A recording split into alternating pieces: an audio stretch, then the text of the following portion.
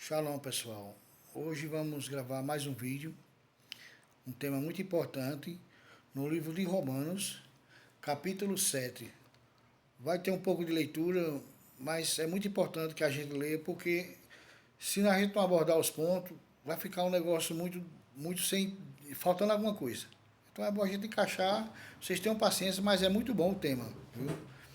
Vamos lá, eu vou iniciar com a leitura, mas é rápido. Vamos lá. Romanos capítulo 7, o título aqui na Bíblia Almeida: Estamos mortos à lei, se vamos a Deus em novidade de espírito. A lei opera em nós a morte. Verso 1. Não sabeis vós, irmãos, pois que falo aos que sabem a lei, que a lei tem domínio sobre o homem em todo o tempo que vive? Porque a mulher que está sujeita ao marido enquanto ele viver, está ligada pela lei.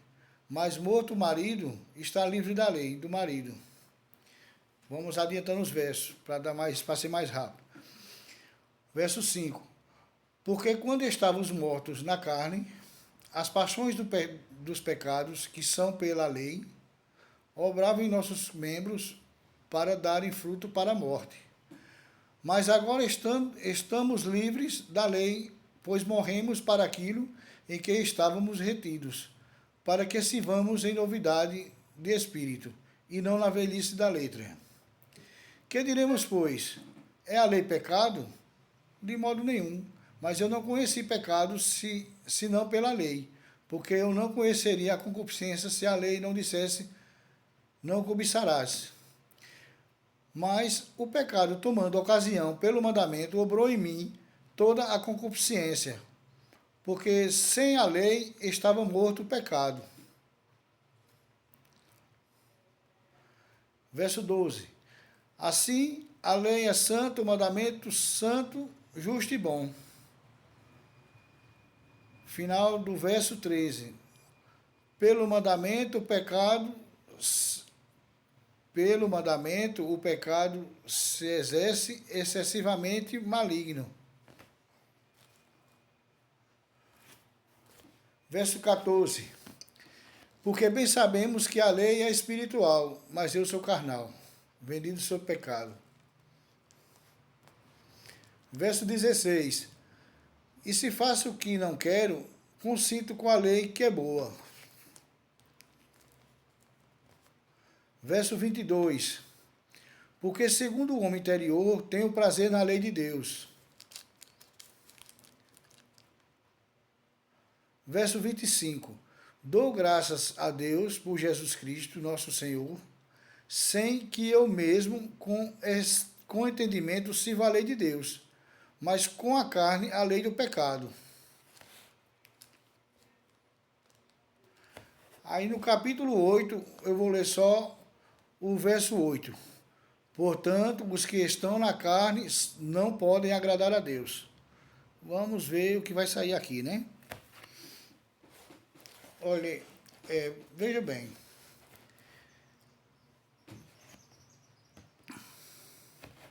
Aqui no capítulo 7, logo no início, a gente vê que os que sabem a lei aqui é o povo judeu.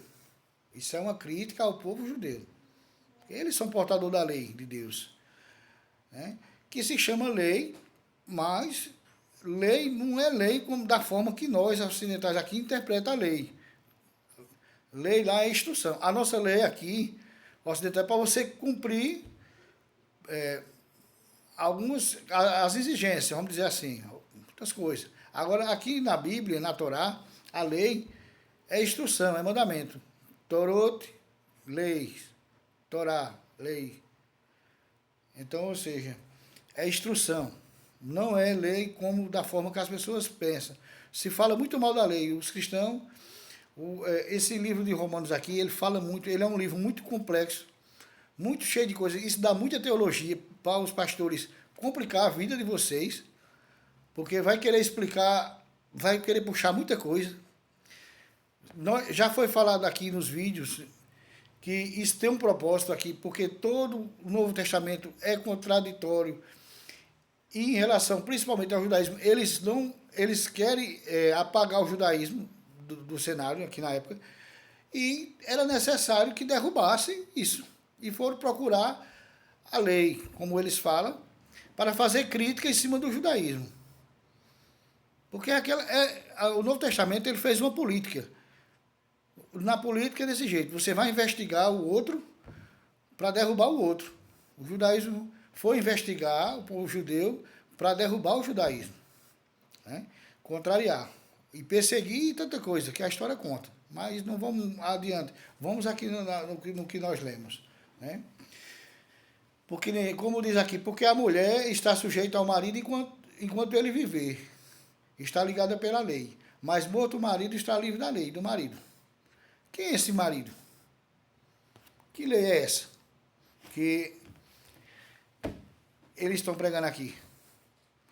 Quem é a mulher aqui? Eu acredito eu que é o povo de Israel. A lei morreu, passou, e eles estão livres para casar com o marido, que é Jesus, né? O marido aqui, nessa história, seria Jesus, como lá na frente a gente já lemos. Vamos ler mais um pouco.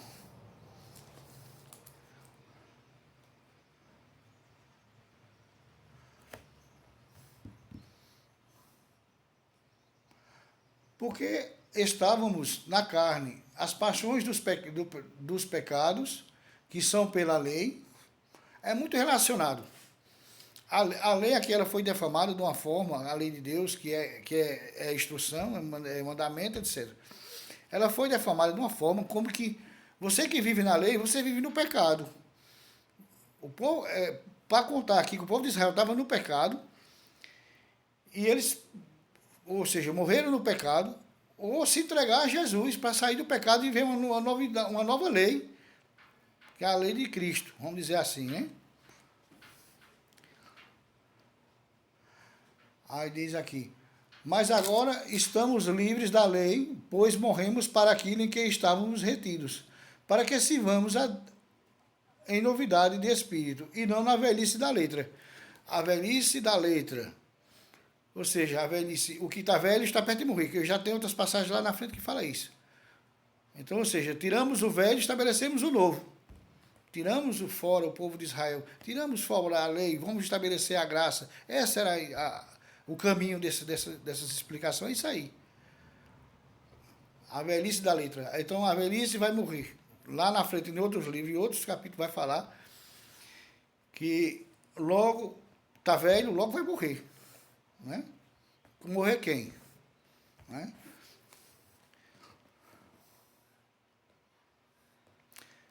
Que diremos, pois, é a lei pecado? Aí dá uma enrolada aqui, de modo nenhum. Mas eu não conheci o pecado senão pela lei, porque eu não conheceria a concupiscência se a lei não dissesse, não cobiçarás. Isso é uma complicação da gota, não é? Porque a lei, ele não conheceria o pecado se não fosse pela lei. Mas quem vive no pecado, ele não está indo contra os princípios de Deus, os mandamentos de Deus. Ora, o povo de Israel saíram do Egito, um povo que estava com costumes ainda de outros povos, que eles passaram muito tempo lá, não tinha se perdeu um pouco, vamos dizer assim, do temor de Deus, certamente, sim, mas eles carregaram muita coisa negativa, se misturou muita gente com eles também, no caminho, na trajetória. O povo de Israel foram penalizados, sim, porque eles perderam o livre-arbítrio. No momento que Deus entra no meio do povo e habita no meio deles, eles perderam o livre-arbítrio deles. Eu entendo assim. Por quê? Porque na presença de Deus ninguém anda com pecado. Você está na presença de Deus, você vai pecar. Se você pecar, vai ter penalidade. Naquela época era pesado, porque tinha o apedrejamento, tinha outras coisas. Isso não era fatos comuns, mas aconteceu muita coisa. Vocês lembram do bezerro de ouro? O povo foram muito duramente penalizados ali, porque tinha oreves, ou seja, pessoas de outro povo que estavam no meio do povo de Israel que estava junto com eles, e eles induziram o povo ao erro. E se construiu o bezerro de ouro e morreu muita gente. perderam a liberdade. Você tem liberdade de Deus se você andar com santidade na presença de Deus. Mas se você quebrar os princípios, quebrar os mandamentos de Deus, você transgride a lei de Deus.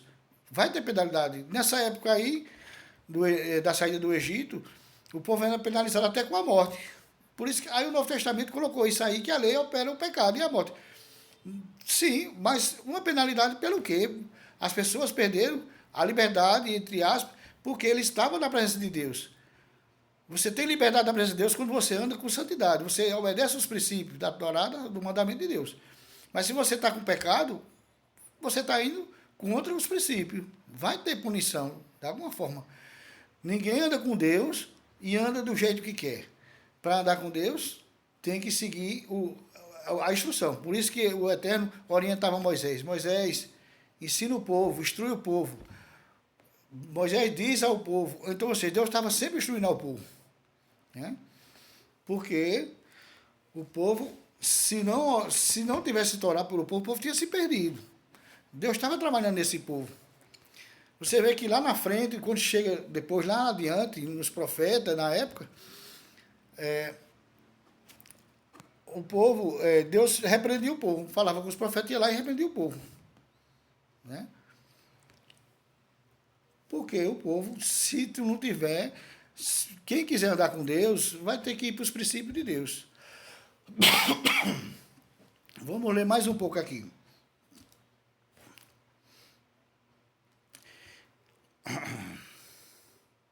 Eu não sei se eu já li o verso 12. A lei é santa, o mandamento santo, justo e bom. É uma contradição. Ora ele defama a lei de Deus, diz que ela opera a morte, e ora ele elogia a lei de Deus. Né? Ou seja, faz um jogo aqui para contrariar. Isso é uma enrolação danada, isso aí. Para contrariar a mente do povo. Porque ora ele está explicando que é boa e ora ela não presta. Né? Verso 14. Porque bem sabemos que a lei é espiritual e eu sou carnal, vendido sob pecado. A lei era carnal e agora a lei é espiritual. Que contradição é essa, Paulo? Que coisa é essa? Que hora você diz que a lei é espiritual e hora diz que é carnal. Né? Verso 16. E se faço o que não quero, consinto com a lei que é boa. Olha que coisa, a lei é boa. Agora é boa. Porque segundo o homem interior, tem o prazer da lei de Deus. Questionou a lei o tempo todo. Agora está dizendo que a lei é boa, né? Aí diz aqui, no verso 25. Dou graças a Deus por Jesus Cristo, assim que eu mesmo, com entendimento, sirvo a lei de Deus, mas com a carne a lei do pecado. Isso é um absurdo, esse texto aqui, esse ponto aqui, a lei do pecado. Você já viu algum livro escrito, instrução do pecado aqui? Porque lei é instrução, segundo a Torá ensina que lei é instrução. É mandamento, ou seja, mas é para instruir o povo. E aqui diz a lei do pecado. Eu nunca vi a instrução do pecado. Vocês conhecem a instrução do pecado? Para lhe instruir como você pecar? Entendeu? A menos que ele esteja dizendo que a lei instrui o povo a pecar. Pode ser nesse sentido, né? Aí aqui no capítulo 8...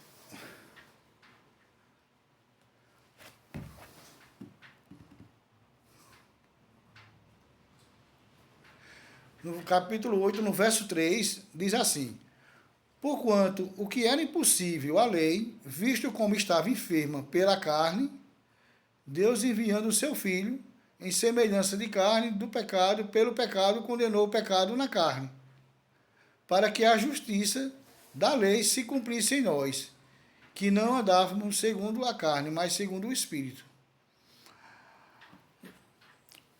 Veja que coisa. Jesus condenou o pecado. Existe pecado hoje ainda? Não. Foi condenado o pecado. Ele cumpriu toda a lei. Ou seja, e condenou o pecado. Esse pecado que ele se refere aqui à lei. E criou uma nova lei. Né? Ele criou a nova lei, a lei da graça, né? Portanto, os que estão na carne não podem agradar a Deus. Os que estão na carne, esse verso, é para o povo judeu, que a carne que ele se refere aqui é a lei. Então, a lei é quem? O povo judeu, que porta a lei de Deus. Não é isso? Então, o Novo Testamento, como eu sempre tenho falado, ele é um livro projetado para derrubar o início da palavra de Deus, que foi dada ao povo judeu. Antes não existia outro, só tinha o povo judeu. Ou seja, a lei, os ensinamentos, foi para o povo judeu. O povo judeu, Deus, ele quis eternizar, Deus trabalhou no povo até chegar onde chegou hoje. O povo de Deus hoje eternizou. O povo judeu hoje eternizou a palavra, a Torá, dentro deles. O propósito de Deus aqui teve essa caminhada todinha, desde o Egito, até chegar aos anos que nós estamos vivendo. Isso foi uma longa caminhada. Teve muito atrapalho, o povo errava muito. Isso é a verdade. O povo errava muito.